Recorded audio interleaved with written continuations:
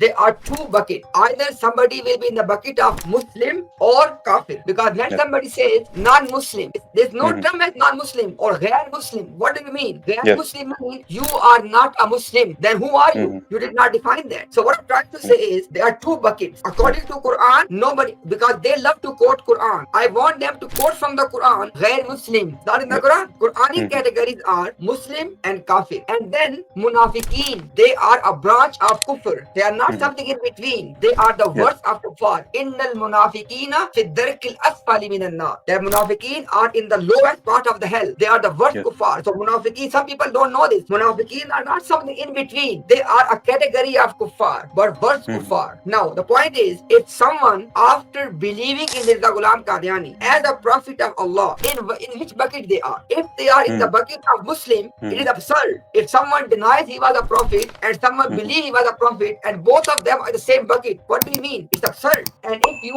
say that they are not in the bucket of Muslim, in which Mhm. bucket they are?